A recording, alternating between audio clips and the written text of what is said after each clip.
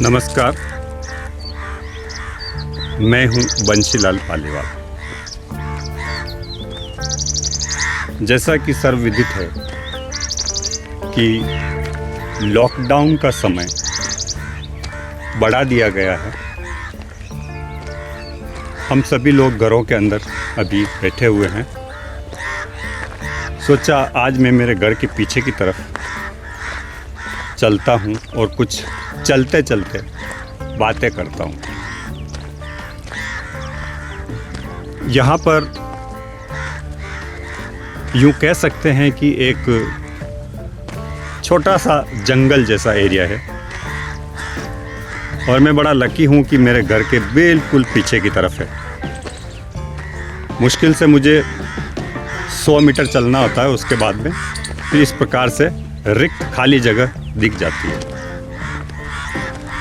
तो इसका मुझे फ़ायदा उठाना चाहिए। प्रातःकालीन समय है, थोड़ा घूमना भी हो जाएगा और चलते चलते कुछ फोटोग्राफी की हम लोग बातें भी कर लेंगे। कई बार मुझे कमेंट बॉक्स में क्वेश्चंस मिलते हैं कि हमें फ़ोटोग्राफी किस मोड पे करना चाहिए। तो यहाँ मैं आपको चलते चलते आंसर दूंगा कि फ़ोटोग्राफी हमेशा हमें मैनुअल मोड पर करना चाहिए अगर हमें अच्छे परिणाम प्राप्त करने हैं।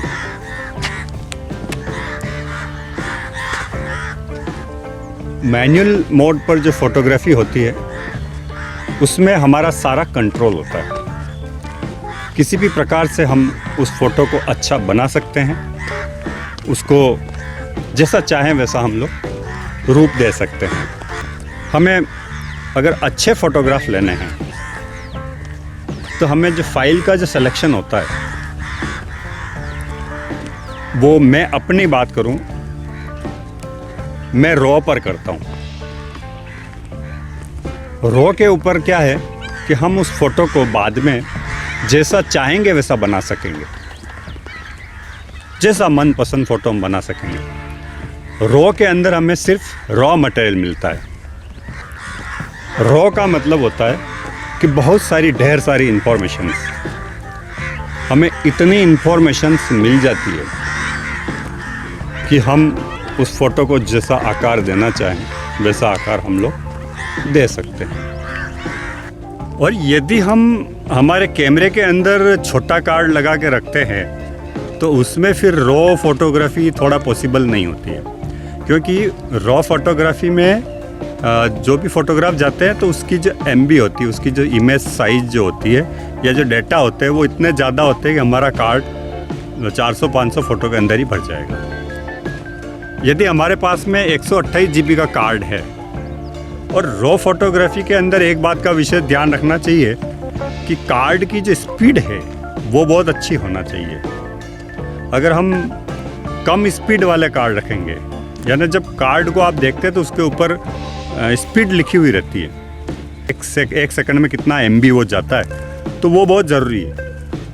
क्योंकि लार्ज फाइल जो होती है ना, तो उसमें हमें थोड़ा सा इंफॉर्मेशन ज़्यादा देना होती है, तो कार्ड की स्पीड भी अच्छा होनी चाहिए। क्योंकि हम जब एक फ़ोटो खींचते हैं और उसके बाद में जब दूसरा खींचते हैं ना, तो फिर उस कैमरा वेटिंग में चला जाता है। तो कार्ड की अच्छी स्पीड हो। बहुत स्पीड वाला कार्ड मिलने लग गए आजकल बाज़ार के अंदर, तो वो कार्ड आप ज़रूर रखें।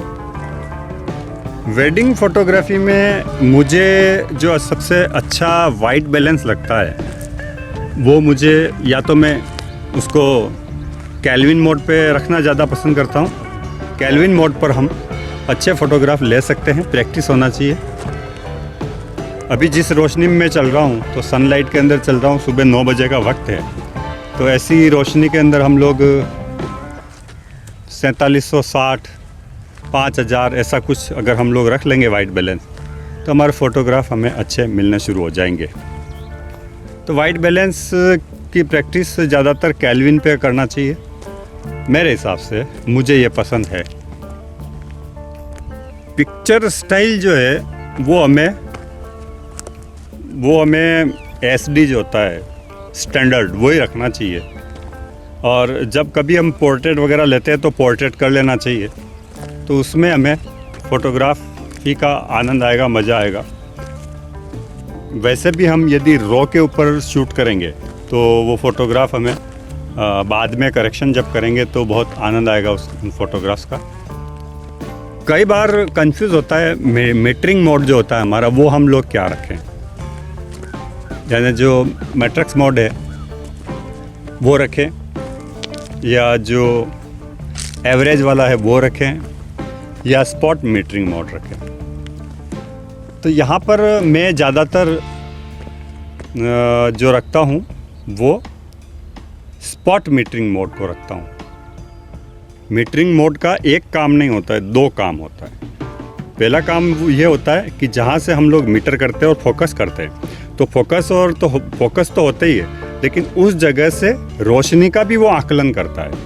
कैमरे को एक इन्फॉर्मेशन जाती है कि इस जगह पर जो आपको लाइट लेना है तो वो कैसी होगी और किस प्रकार से वो एक्सपोजर आएगा। तो ये दोनों बातें मीटरिंग मोड में बहुत ही इम्पोर्टेंट होती है, और स्पॉट मीटरिंग जो होता है वो बहुत अच्छा होता है। अब स्पॉट मीटरिंग में भी एक क्वेश्चन और बार बार पूछा जाता है कि क्या हम लोग ग्रुप फ़ोटो में भी स्पॉट मीटरिंग ले सकते हैं क्या? तो बिल्कुल ले सकते हैं, क्यों नहीं ले सकते हैं। क्योंकि हमें किसी पार्टिकुलर एक पॉइंट को बताना है कि ये हमें यहाँ से फोकस चाहिए, और फिर जो डेप्थ ऑफ फील्ड होती है उसका काम शुरू हो जाता है। तो आपको डेप्थ ऑफ फील्ड बढ़ा लेनी पड़ती है, यानी जो अपर्चर होता है वो 7, 8, 9 ऐसा कर लेना चाहिए। लेकिन यदि मैं किसी ग्रुप को लेता हूँ तो मैं थोड़ा सा अपर्चर बढ़ा के रखूँगा। लेकिन अपर्चर बढ़ाने में भी 2-3 मुश्किलें आती है, तो उसमें ये ध्यान रखना है कि रोशनी कैसी मिल रही है मुझे।